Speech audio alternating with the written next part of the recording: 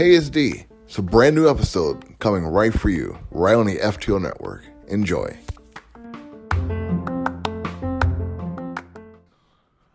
All right, brand new episode 18. I know I haven't been titling these on the podcast, but I'll fix that. Episode 18 of Table Cheese. Well, I'm one of your hosts of the show. I'm D of FTO Nerd Talk. Well, I'm Anton Sixxx, the Cheesy Controller Podcast.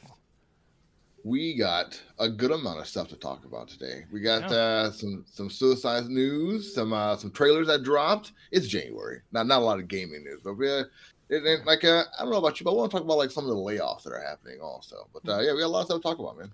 Yeah, I mean, we got a lot of it's January, and that's normally a dry period for games. But like just this past week, like at least 4 big games dropped. So there's always a lot to talk about.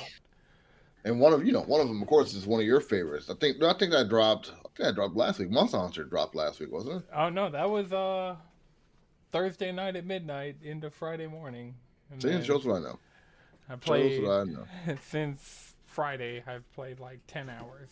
So Monster Hunter Rise. Yep. And Fire Emblem Engage dropped also, right? Yeah, Fire Emblem Engage. That's one I'm not the biggest Fire Emblem fan. I have Fire Emblem Fates on 3DS. Like that's one of the few like digital 3DS games that I just have on my 3DS that I keep charged. And then I also have Fire Emblem Three Houses, and I have like they re-released one of the old ones as like for a super limited time. It was really weird because I don't know if you remember when Nintendo did the Mario collection that was like Sunshine, 64, and Galaxy.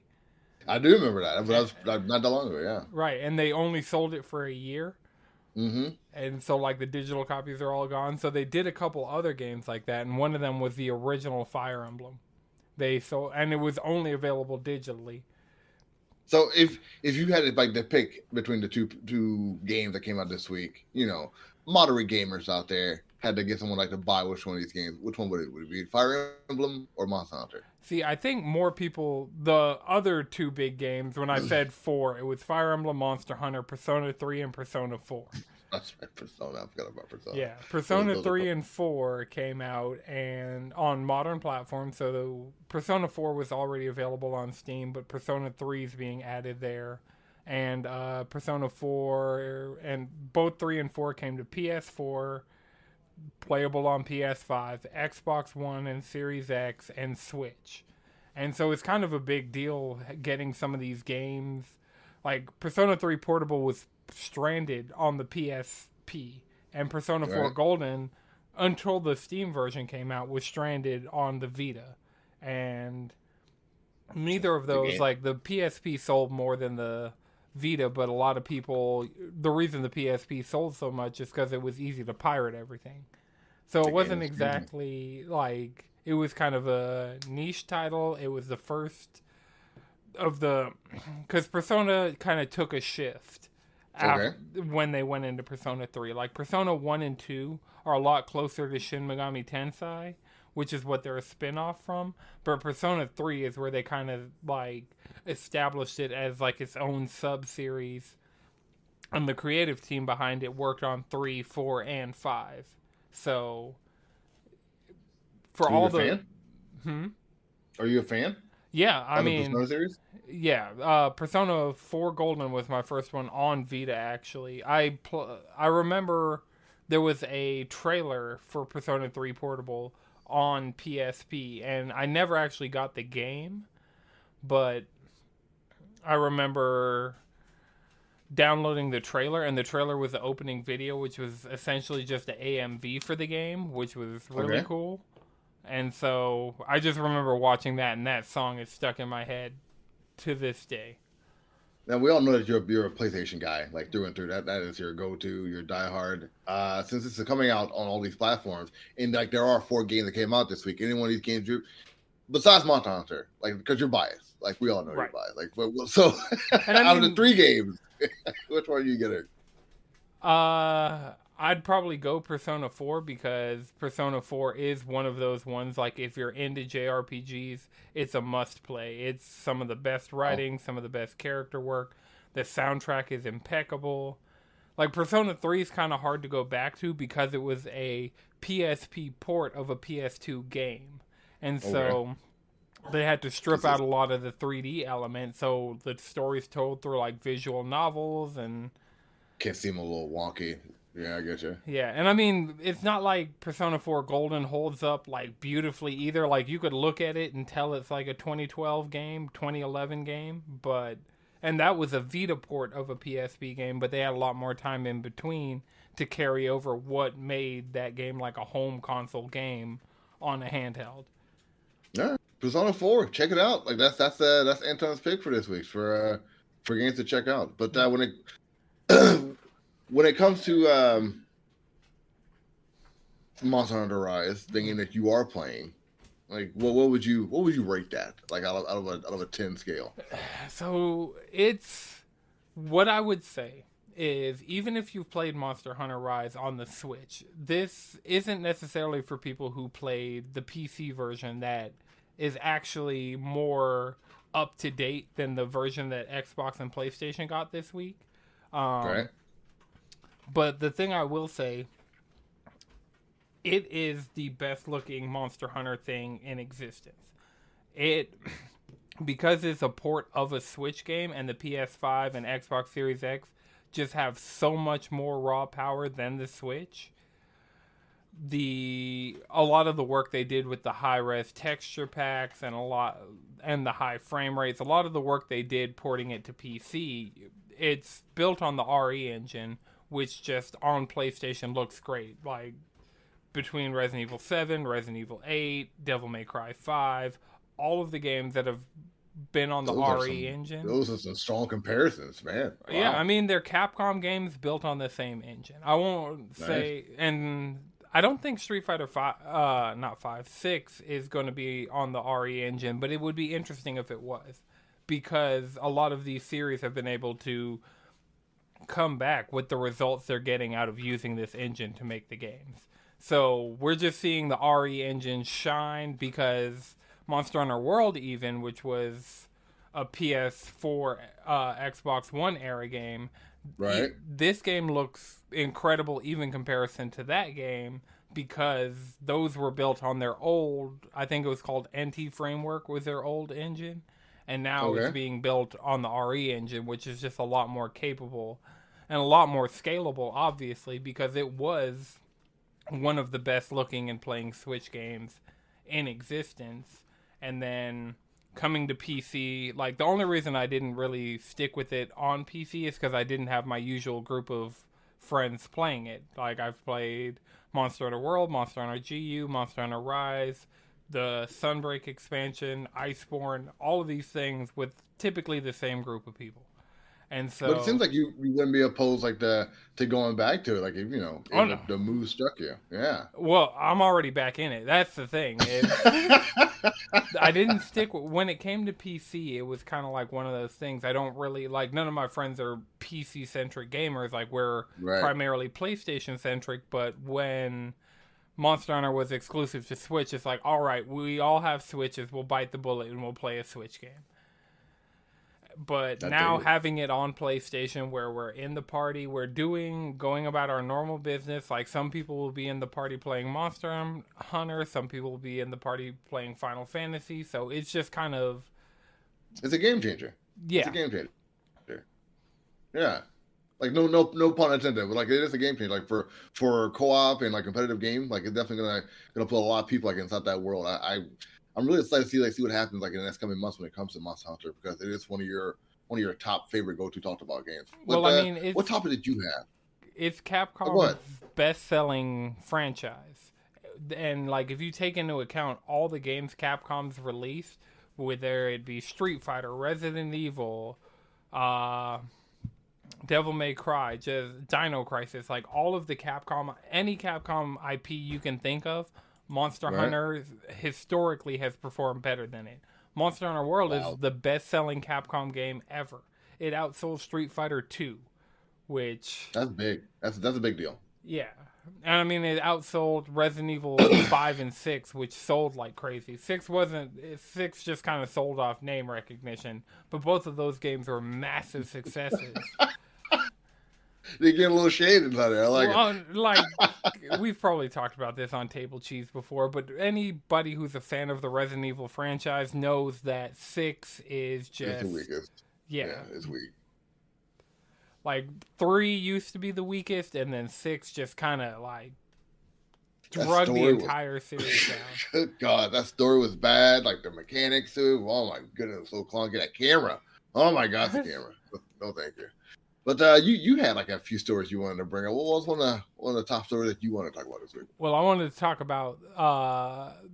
I have some Grand Blue news, but, like, Grand Blue will have to be a whole section. But I think we should talk about... I like it. I mean, it's one of those... It's the One Piece of mobile games. And so, getting into explaining what that is... Yeah. They had a huge broadcast. They had the Grand Blue Festival in Japan.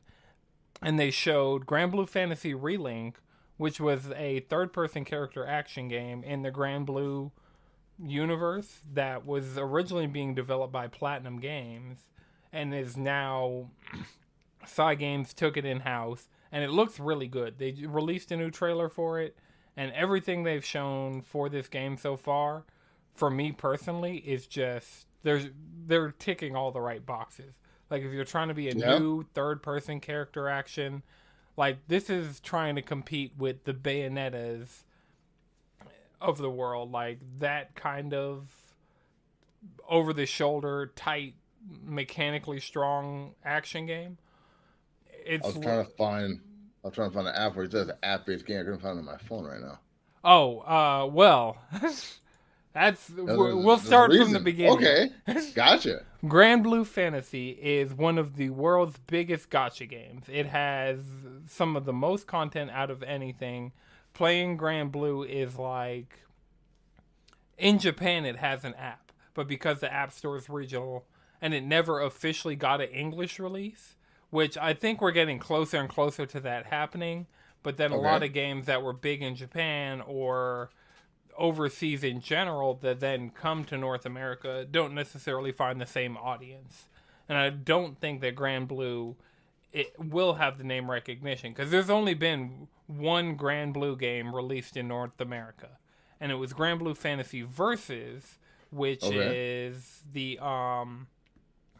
it's a Arc System Works developed 2D anime fighter. It was actually at EVO. It was one of the best tournaments at this year's past EVO. There was the guy that won the Grand Blue Fantasy is like a Giga Chad. It was a really great time watching Grand Blue finally make its way to EVO, but it's a really neutrals-based game, and that was one of the announcements.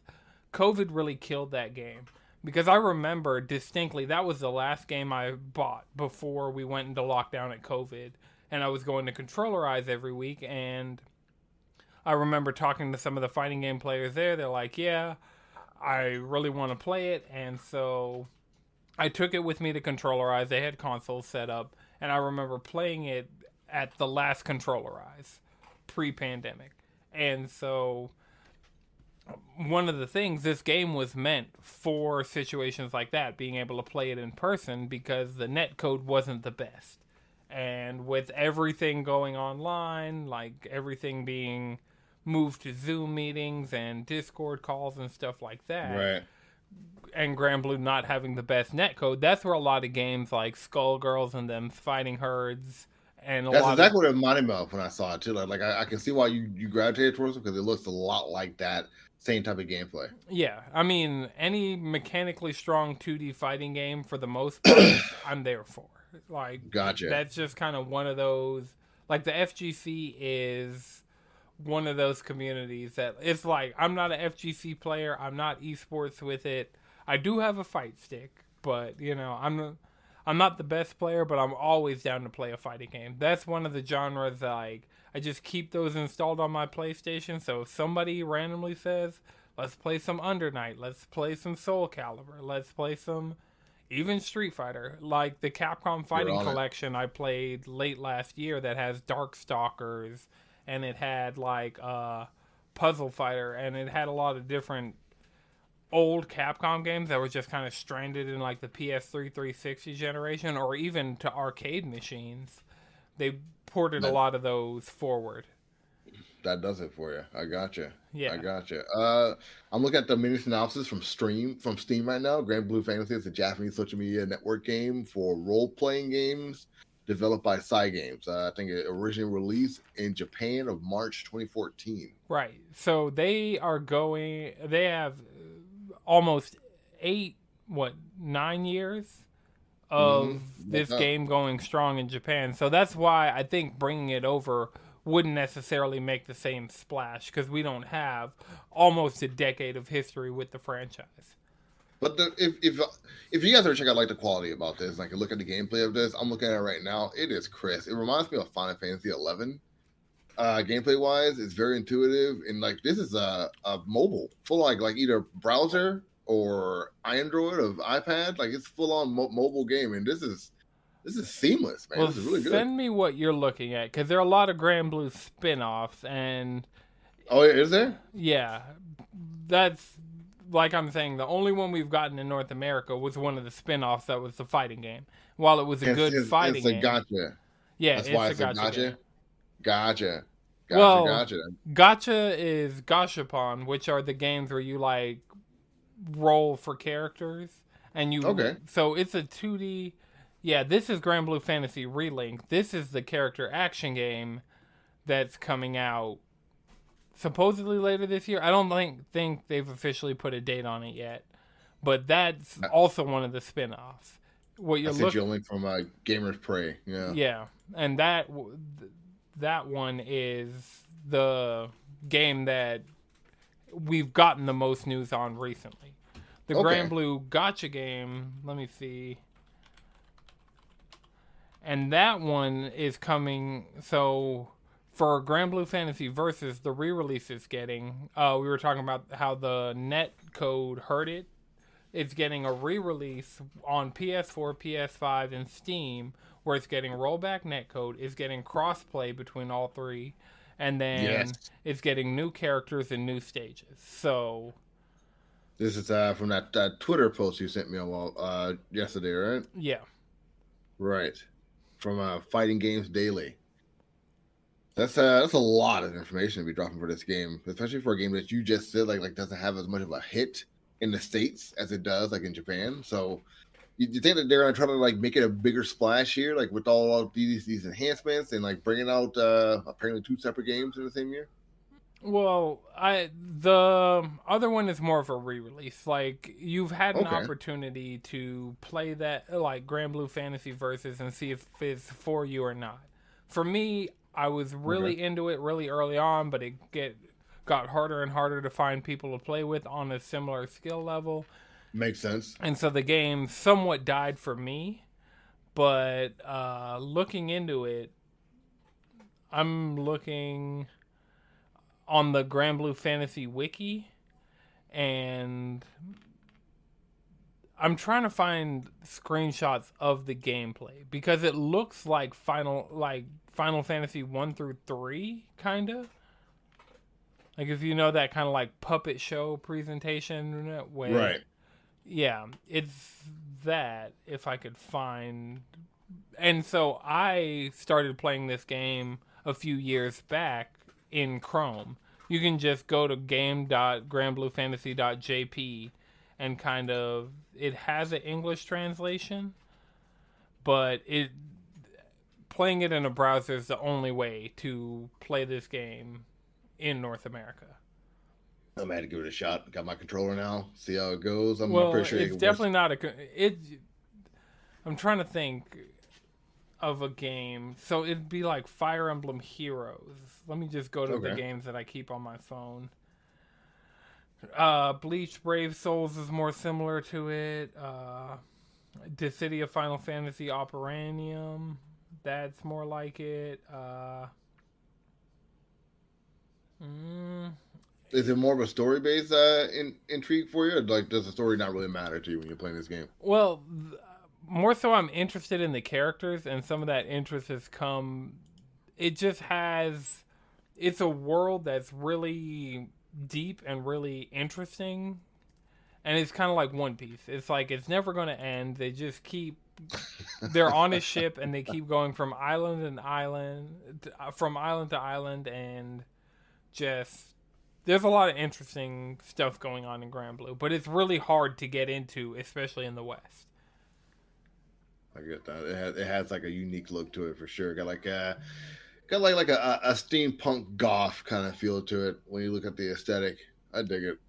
Right, and it really depends on like which character you're looking at and which Yeah, right. in which I'm game, noticing.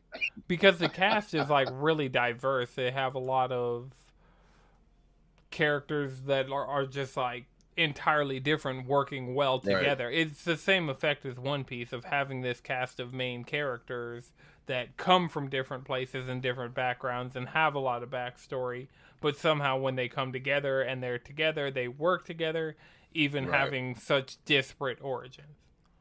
They go from solo to the power of friendship. Gotta love it.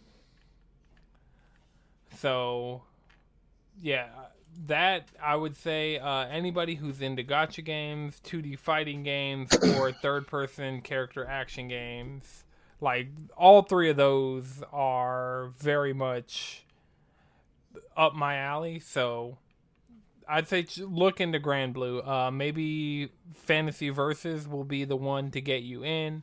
Maybe Relink will be the one to get you in because these trailers look really good. But But just like all these games, we will keep you updated on any of these games that come out that we talked about today because Anton is for one that's going to be probably playing a lot of these games. And they're like, are you still playing Vampire Survivor? I haven't really been on my Steam Deck just because there's so much coming Other and things, out on right? PlayStation. Like, there was a lot I was supposed to do this weekend, but Monster Hunter, considering they just dropped the base game with all the title updates up till Sunbreak, and Sunbreak's coming in spring, there's just a Right. lot of catching up to do because my save doesn't transfer. But you So, think we're going to see more esports of that, more e-players playing that game coming Monster down the Hunter? pike? Yeah. Well, I mean, the speedrunning community is kind of a speedrunning community. It's not.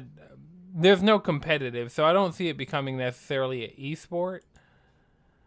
But there definitely is that community around optimizing, min maxing, like really. Like, there are speedrun videos of, like, I hunted.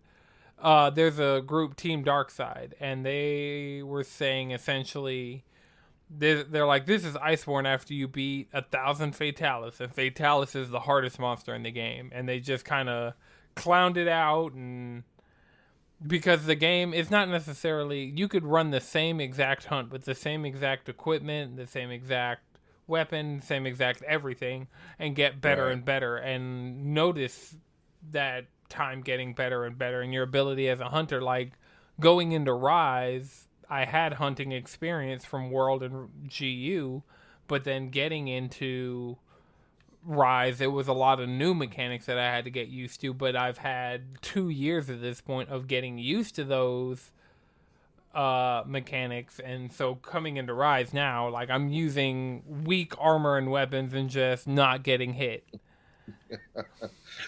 So it sounds like a cool learning curve. I like it. That's cool. Uh, we did have like some other cool news to talk about, or interesting news to talk about. You definitely had like a lot of opinion about on is the Suicide Squad getting a battle pass. Like, Well, go ahead. it's more of a concerning thing because we got Gotham Knights, and Gotham Knights was underwhelming, but that wasn't a Rocksteady game, and everybody was saying essentially No.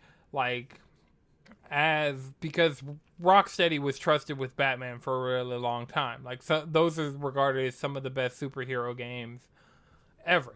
Let's let's back up. Let's talk about what the controversy is when it comes to this game, and then talk about what your opinions are about this. Well, Because the I want to get controversy a full effect of there. is the Batman Arkham trilogy were single player story-focused games. Like, you bought Batman Arkham Asylum, you played Batman Arkham Asylum, and you were done with Batman Arkham Asylum.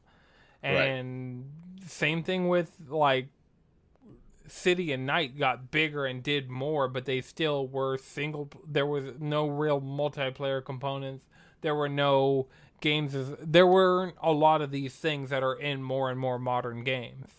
And the reason there's concern for it, like, I know a lot of people are really concerned. For me, Suicide Squad Kill the Justice League was not at the top of my most anticipated games list. It was like something that I was like cautiously optimistic about it, but I was like, we'll see how it goes, because I'm not the target audience, and I know people who are more of the target audience who would play, right, yeah. Oh, yeah. The DC fans who are gamers, who this game is more so for. Like, I'm not the biggest DC fan. Like, I have nothing against DC. And I mean, in my opinion, Batman is, like, one of the coolest core characters. So, and I mean, even the Suicide Squad, like, I've gained an affinity for the Suicide Squad with just the different movies and having the Harley Quinn show, and the Suicide Squad is becoming a bigger and bigger part of the DC output over time. Definitely has a spectrum now, right, like for fans like to like about it, for sure. Right. And so for me, it was like, cool. It's from the people who made these Batman games that were really good. They're focusing on the Suicide Squad, which is a cast of characters for the most part that I can get behind. Like, King Shark is just like King Shark between the Harley Quinn show and the James Gunn Suicide Squad movie. Like, that's a character that I'd actually like to play in a video game. Agreed. But two different characters from both shows, but definitely wouldn't mind playing that character just to get a full effect for him, for sure. Right. And I mean, Harley Quinn is one of those characters that we have a lot of different interpretations and a lot of different, like, versions of her across different, like, even Captain Boomerang. I'm just gonna say, I'm looking at him right now, like with the scene with the Flash. Yeah, like, you know, he had different interpretations of him, like different kind of like Aussie personalities, kind of a cheapo at times, kind of just a wino or drunk at times, and sometimes just kind of bumbling at other times. So no, I get it. I hear you completely. Right. So I was watching this game with cautious optimism, but a screenshot leaked of the home screen of the game, and all it screamed was the Marvel Avengers video game, which came out and was a complete dud. And I mean, I'm worried about it. I don't think necessarily looking at that screen makes me feel like I am playing Apex or Fortnite or one of these games where it makes sense to have a battle pass. That's exactly what I thought to myself too. And like, and you look at some of the gameplay, it's a shoot 'em up. It's a shoot 'em up game essentially. So yeah. Yeah, but it's more like Borderlands, and even the Borderlands menu doesn't necessarily look like that. It looks like a games as a service home screen, which kind of that's not what people are expecting from this team. Like, sure, it's great to branch out, but for this game to be coming in 2023 and for us to know as little as possible, like, we know Kevin Conroy Batman's in it, and we know that, like, the main antagonist is the Justice League. Well, they're being controlled by the purple by some creation of Brainiac. Yeah, some Brainiac creation is taking over the Justice League, and the Suicide Squad have to take them down. So it seems like it has more of a hype factor than like a game of mechanics factor to it. Yeah. Right. So I don't know. Between the Avengers coming out and not being, because the Avengers could have been the biggest game of all time if they had handled what they had correctly, which they didn't. Yeah. It could have been big. Gotham Knights could have been a lot bigger than what it was. Even with what it was, they just didn't necessarily handle it or market it right. And then by the time it came out, there were too many surprises for both of those games when they came out for it to be like, yeah. Is that your problem? Is that what you think the problem was with those games? With there were too many surprises, mostly for the Avengers game. There were too many surprises, and I thought it was just stale. So it was the same thing every room you went into. You had to do the same thing over and over again. It was repetitive. Well, yeah, that's like kind of the games as a service format. When you first start out with Destiny, people would spend hours shooting into a cave because enemies would continuously spawn in the cave, and that was the most effective way to get gear. Like, I guess, yeah. You hooked me on that game, like, oh, this is it, huh? This is the game. It feels like I was back in the '90s playing the shooter again. But yeah, I get it. I get like why people draw to it. Right, and so there's like that loop that like certain games have tried to be games as a service, certain games have been games as a service, and it's worked. Some have, but I feel like the more they try and do these traditionally single player things in a games as service. Excuse me. Thank you. When you see more and more people try and get into this games as a service thing, Babylon's Fall. Platinum Games is one of my favorite developers. Square Enix is one of my favorite publishers.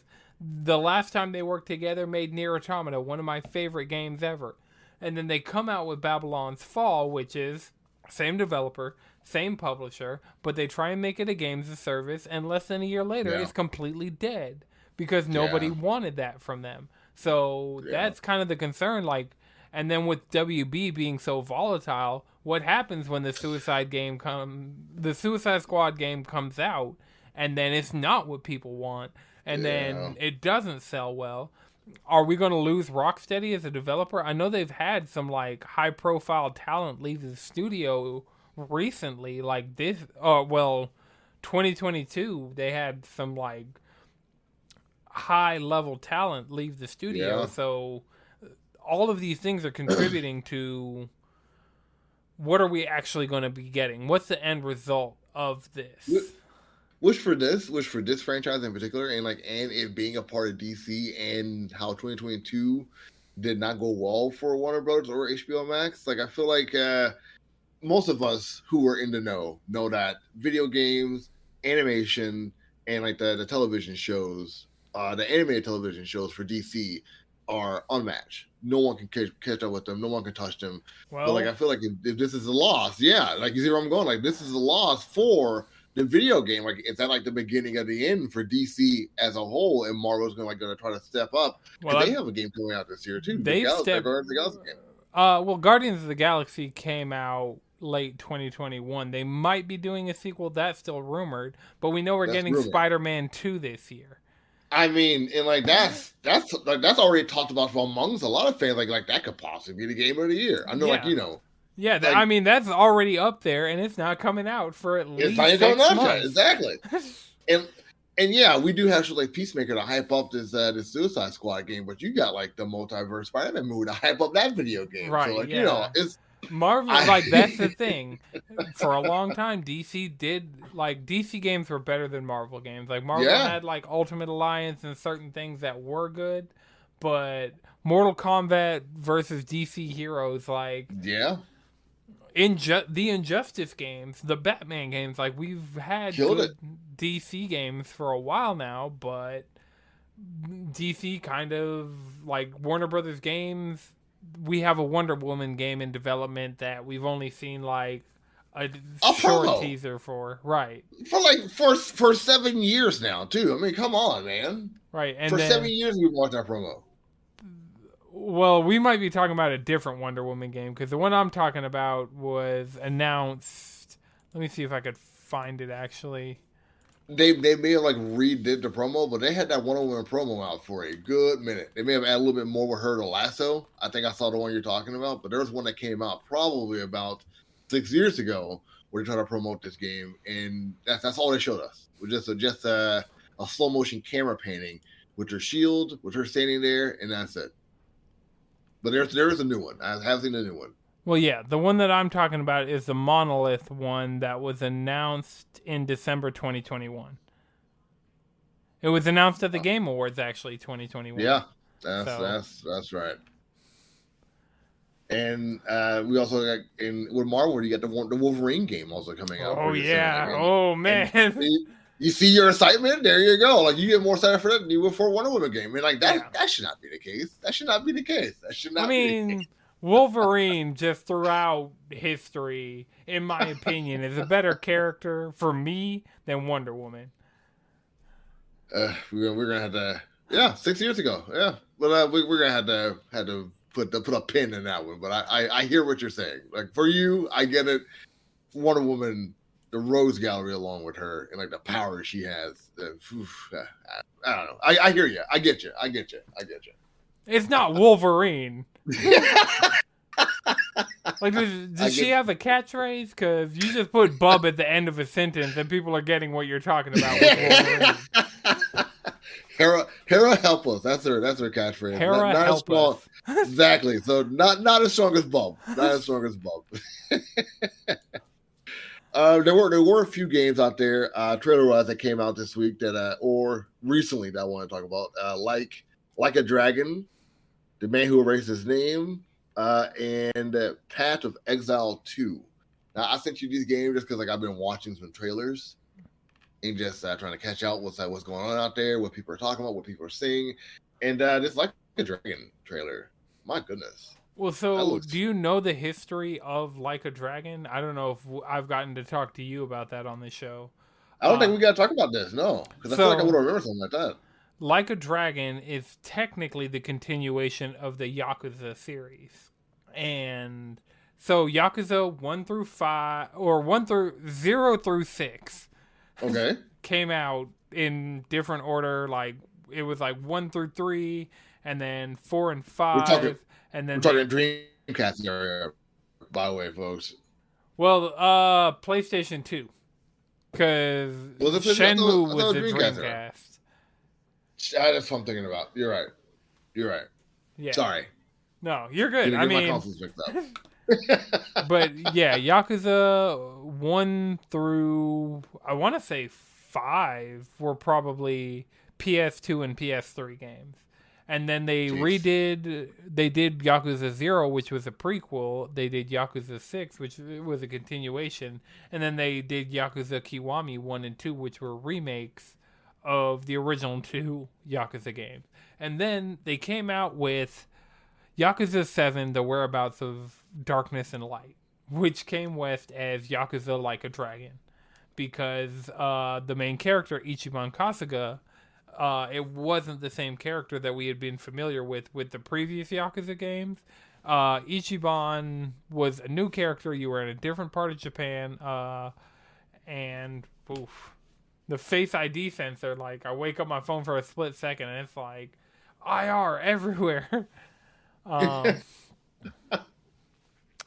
I'm reading the synopsis. It says it's supposed to take place, will connect to Yakuza 6. And it would take place during the events of Yakuza 7. So, right. Yeah. So we thought that Yakuza 6 would have been the original protagonist last game because it was the Song of Life, and it really seemed like the end. And then we had gotten this new protagonist. But Yakuza Like a Dragon did so well in the West. Like, Yakuza had been like gaining and slowly becoming more and more popular in the West. And in the recording we lost, we talked about Like a Dragon Ishin, which was originally released as Yakuza Ishin in Japan and just didn't have enough momentum to make its way west. I get you. So now that they know that if they just bring the games over, they're going to sell, they are making a bigger deal of the Yakuza franchise. So they've rebranded it from Yakuza to Like a Dragon, and they've done... supposedly, because when Yakuza Like a Dragon came out, which was 7, it had turn-based combat, whereas Yakuza traditionally had like 3D brawler combat. Like, you'd get into fights in the street, and like the other game that this always reminds me of is Sleeping Dogs. Like, when I picture old Yakuza and Sleeping Dogs, it's the exact same thing to me. You have this open world. I remember that game. Yeah. Right. So there's combat aspects to it, but it has like a certain type of combat aspect to it, yeah. Right. And so, but with Ichiban, the protagonist of 7, seeing the world as a JRPG, the gameplay was more JRPG. So, and they had started releasing Judgment games, which is the same studio, but the Judgment games were supposed to carry on the brawler combat, and then Yakuza was supposed to do turn-based going forward. But since now they've rebranded Yakuza into Like a Dragon, I'm unclear of whether or not it'll be turn-based or free roam. Right. Because I mean, they were free roam outside of combat. It's just it was like a JRPG. You get into a random encounter with people. It opens a battle screen. You have a menu. You're selecting your attacks, your special moves. You're managing your MP, all of that kind of stuff, and it just fit really well for the character. And so it'll be interesting to see if Ishin, with that being a remake of a PS3 game that never came over, is that going to have, what kind of combat is that going to have? And then the Like a Dragon Gaiden, the man who erased his name, we were supposed to be changing over protagonists, but it looks like we're seeing what was happening with the protagonists from 0 through 6 while 7 was going on. So it'll be interesting to see.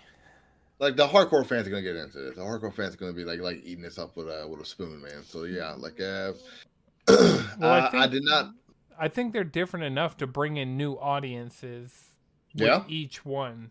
I think that each one, because with Yakuza 0, Kiwami 2, then 6, then Like a Dragon, like having even the past few years such rapid succession of these Yakuza games coming out of the studio.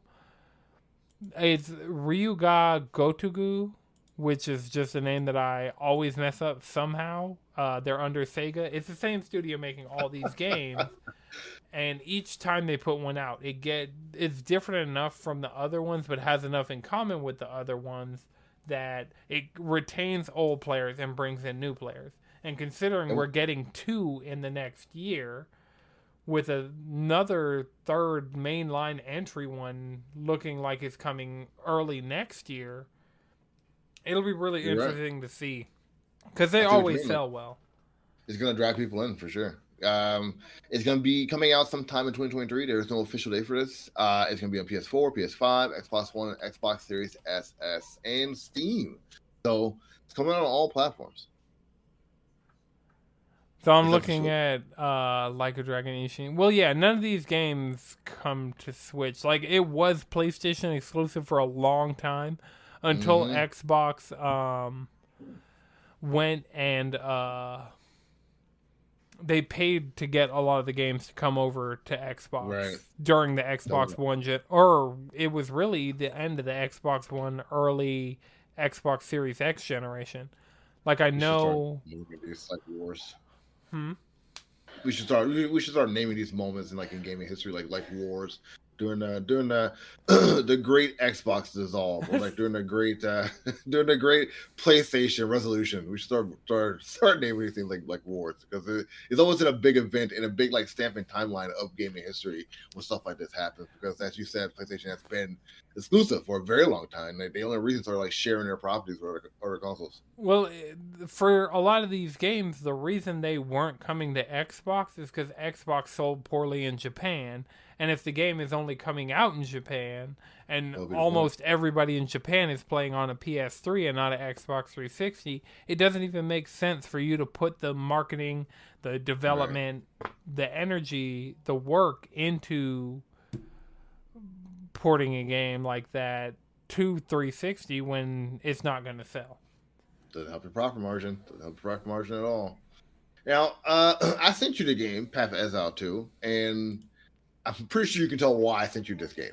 I'm pretty sure you can 100% guess why I sent you this game. It looks a lot like Diablo, and man, go on. I want to hear it. I think it's a lot deeper. So it's kind of one of those, you get a lot of X likes. Like, we're getting Wild Hearts next month, which is supposed to be a Monster Hunter like. The only problem is they didn't anticipate an actual Monster Hunter game coming out on the same platform a month earlier. Right. Like, that game had to have been in development for so long, and now it's like a lot of us are like, yeah, maybe, and now all of us are just playing Rise like, nah, it doesn't have a chance. Because Monster Hunter was like 40, I want to say, and Wild Yeah. Hearts is coming out at 70. But yeah, Path of Exile seems to be like one of those Diablo likes, where it's Diablo in a lot of ways except for name. It seems a little bit more open. The camera's a little bit different. The characters seem to have like a little bit slightly higher contrast and detail to them as opposed to Diablo, but it definitely feels a lot like the same functionality, style, magic use as Diablo. But it does feel like it's kind of like its own game. But like when you look at it and you didn't know that wasn't a Diablo, you may say, "Hey, is that Diablo?" So no, I get it. I get it completely. Right, and I mean, looking at just some of the impressions, I know Path of Exile 2 isn't out yet, but it seems like Path of Exile is still extremely, like, popular. Yeah. So, yeah, it might be something to look into, Path of Exile 2, in the same time frame as Diablo 4 coming out. Considering, like, they got some shaky. They got to work on a lot of their stuff that's going on there with Diablo. We had like talked before about how I may have to bow out of getting it because of X, Y, and Z that's going on there. Hopefully, they change a lot of stuff that's going on there before that game releases. So it is a little bit more welcoming for fans. But yeah, like as you sigh, like it may not be that. It may not happen. Well, I think what I'm thinking is with Path of Exile being out, that might honestly be a game. Let me see. It does say that Path of Exile 2 is coming in 2023. We'll find out more at the ExileCon in July when they're going to talk more about this. But we don't really have any release date really for this game. So I'm looking. It's a free-to-play game. Hello. I mean, that changes things too, to be honest. Yeah, that's interesting. Let me see. I am going to download Path of Exile to my PlayStation and give you an update on the temperature in the room on it. It will be free to play. Yeah, Path of Exile, like it will be free to play just like its predecessor. That's what I'm reading right now. Wow. That changes things. Yeah, that really changes things. That's interesting because like one of the barriers of Diablo is Diablo's always been a premium price product, but Activision has been going more the free to play route because Overwatch was a paid product until it wasn't. Right. And like they want to be focusing more. I'm reading more. It's like they're gonna be focusing more on microtransactions for this game instead. Like which I get, which like I can see paying more for microtransactions than actually playing Marvel Snap. I can understand that microtransactions, like in that aspect, would having a free game, especially if the free game is tops. So I think it's on the PC, so I may give it a shot. Well, yeah, I said, I'm downloading it. It has a PlayStation Plus pack right now. It's interesting, and I mean, even looking at the packs, they have two $30 packs and a $60 pack. So not too bad. Right. But then, a lot of times you're not necessarily as on PlayStation. A lot of times they'll have the packs you can buy from the actual like platform store you're on, but they won't necessarily have it where you can download everything. So, like, Overwatch, you couldn't buy loot boxes, or you could buy loot boxes in bundles, right. But then you could also buy stuff actually in-game. So, like, instead of always rotating the item shop, and they'll put out packs that are just permanently available, like Fortnite does this a lot, I know,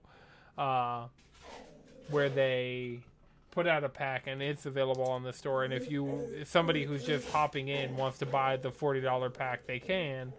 But there's always different stuff that you can spend money on actually in the game. Dude, yes. That's see. I personally will keep you updated on this. I think Anton is in on keeping you updated on this also. He downloaded this too.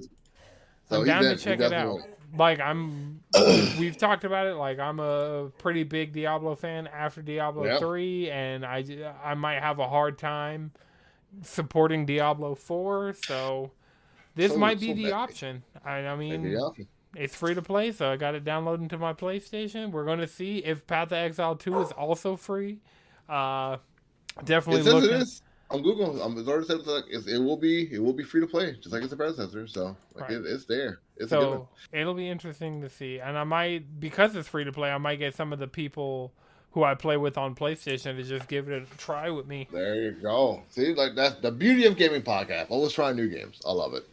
But that is all that I have for this week to talk about. Any last bit of information or topics you want to touch into before we go? The one thing that I wanted to talk to you about on Table Cheese, since I know you got a chance to talk about it on one of your other shows, but the episode we recorded where we talked about it, The Last of Us, HBO. We haven't released the episode of us talking about it yet, and we gotta do that. Episode 2 is dropping tonight. Like, okay. I don't have anyone I'm watching the show with. We can do like a whole separate podcast where we talk about like the show. You want to talk about a little bit of episode 1 now, and I can do a whole show where we talk about Last of Us? I'm in for that. Yeah. Well, yeah. I remember going in, I was excited to see how well this would do with like more mainstream people. Like when I went into watching it knowing the story of The Last of Us, knowing that first episode was going to be pain, knowing kind of like how the outbreak happens and how there's the time skip. And a lot of the things that they set up in the first episode were things I already knew, but things that they changed, everything that they've changed, it's like they're taking a different path to get to the same conclusion. Yeah.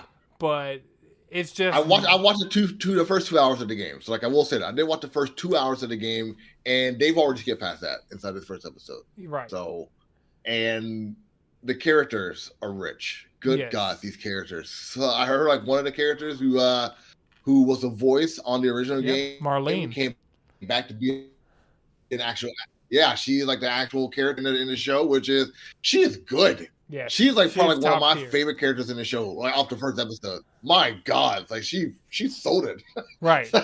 That one scene. This is a spoiler. This one scene, like when one of her soldiers was shot in the ear, and she says, "I got this." It's like you shot in the fucking ear. You don't got anything. Like, right. All right. Like she gets it. She gets it. I like it. It's a good. Like I touched on it a little bit on the podcast. I'm in. Like I'm in for a long haul. This is a good substitute or second placeholder for Game of Thrones, House of Dragon. This has teeth, television. Man. Yeah, dude. And the interesting thing to see is how many people are tired of zombies. Because the first episode was really good, but I'm not sure a lot of people realize that it was like a zombie kind of story. Yeah. And I mean, there's zombies in everything but name, like, and that opening of the first episode where they had that like report about the cordyceps back in the 60s, I was like, oh yeah, this is how you add, this is how you build upon something established. Yes, like honestly, that was the big kicker for me. If it didn't have that in the beginning, like explaining that, like this is just letting you know, this is our world, this is what may happen, so buckle up for this, and like then like it actually gives it to you. Yeah, it felt a little bit like The Walking Dead. It did have that kind of feel and appeal to it, like agreed, but it changed a lot as you watched it because like the characters are not all kind of like, psychotic. The characters are not all like gung ho. I'm gonna take everybody else. It's all about me and nobody else. Like they're still trying to keep a functioning society. Well, that's the thing. The part of The Last of Us that's always the most interesting to a lot of people, and like even I feel like we need a story that takes place in that 20-year time jump. Yeah. We need a story. We saw the outbreak, and then we skipped 20 years to where we have the remnants of society, and we have Fedra, and we have the Fireflies, and we have all these things established, and like people are already afraid of Joel because they know what Joel's capable of. Dude. But we don't get to see 20 years of Joel being a savage before Ellie gets introduced in the story. Yeah. And that's what I'd really want. I'd want that time of like flashbacks. I mean, sure, because the flash, but they already flashback enough. Last of Us Part 2, the best parts of that were flashbacks. Yeah. Yeah. So what I'm hoping is we just get like a Last of Us like Origins or something like that, where we Okay. see Joel and Tommy and Tess and Marlene and all these characters that like kind of are established once we make the time jump, see them get their starts and like Okay. see how they react to the world falling, because the world fell. Yeah. We saw the beginning of the fall. We don't see the actual like fall of like society, and then we see like these remnants starting to pop up and starting to like get organization and start working towards a sense of normalcy. They're literally So just hanging on, like by the skin of their teeth. Everybody, like hanging on to the skin of their teeth. Is it's dog eat dog, and a lot of people do not want to play along in the reindeer games, and like, right, and you see it, dude. Like this is, as I said before, I watched the first 2 hours of the game, and I told myself I'm not gonna finish watching this because I see the people talking about this game. I see how good these cutscenes are, and I'm not gonna keep on like watching this because I know how good this is gonna get adapted into something, and I'm here for when it does. And I'm really glad I stopped being a part of that and started watching the show. It wasn't as strong as I wanted to be, but it definitely caught my attention. It right. definitely caught my attention. So one of the aspects of the show is there was an airborne aspect to the fungus in the games, and Right? that's something they completely took out because they said they didn't want it to feel necessarily like COVID, because Mm-hmm. COVID was like airborne and having the cordyceps be airborne. And then the other thing that they said is they didn't want to have their actors being under masks. Like that first episode where they see the clicker that's just been there so long, it's just kind of like it's dead mold, like grown into the wall. Right. In the game, that exact same scene, the characters are wearing gas masks to avoid the spores that are being let Mm-hmm. off by it. And I think because there's some interesting things they do with the spores and with traversing environments in the games that I'm not sure they're going to be able to translate, taking that aspect out of it. So They don't have to I'm change the mythos of that airborne that virus that going on in Let Us Pro. That's interesting. right, A little bit something to because play with. right now it seems like the only way to get infected with it is to be bitten, which Yeah. is just making it more tropey as far as a zombie. Like there are Zombie a lot aspect. more ways to get infected in the games than there is in the show. Hmm. Like a bite was a key part of Ellie realizing that she was immune, but and I mean, I can't wait to see the Left Behind content. Like, if you don't know what happened in Last of Us Left Behind, I know for a fact that it's going to happen in the show, and that's one of the things I'm most excited to see. I'm in. I can't wait. Like, make sure you stay tuned for we gotta come up with a name. Like, we'll come up with a name for when we start the podcast. But a podcast where Anton and I are talking about Last of Us, probably some other shows too in the future. But definitely Last of Us can be talked about, and such a show. So it's a gut punch for sure. So Yeah, and I mean, can't wait. I'd like for people to tweet me their thoughts about it.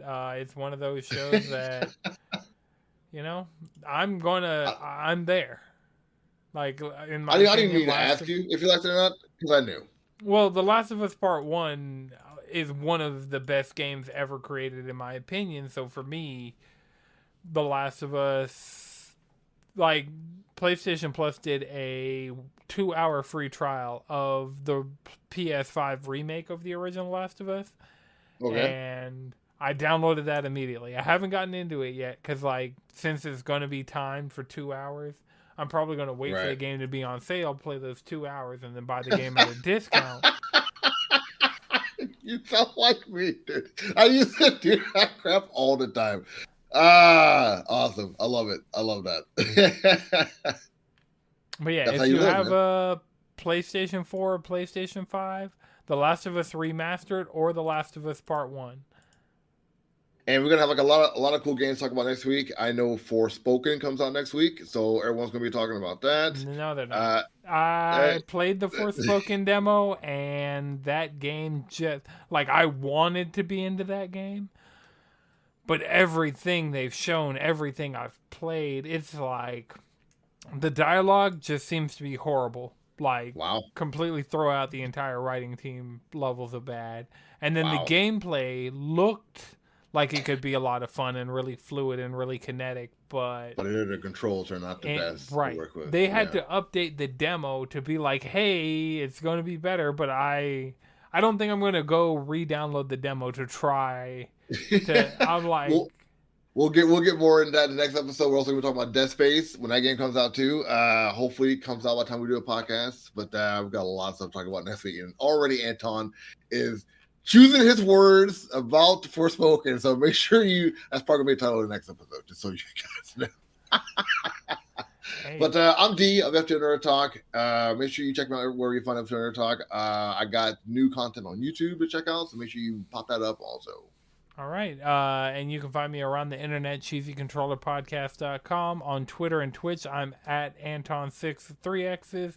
I actually streamed a couple times recently on my Twitch. I've just randomly gone live, played some Monster Hunter. Might play a little bit more Monster Hunter later today from recording. So, yeah, got some chores to wrap up, but I'll be out there hunting monsters. Twitch.tv/Anton Sixxx. And until next time, keep it cheesy. And take it easy. Hey guys, D here of FTL Nerd Talk. I hope you enjoyed the podcast. Make sure you like, subscribe, follow, tell your friends about FTL Nerd Talk. Got a lot of different shows for all of you. Make sure you tune in every week for a brand new episode. Take it easy.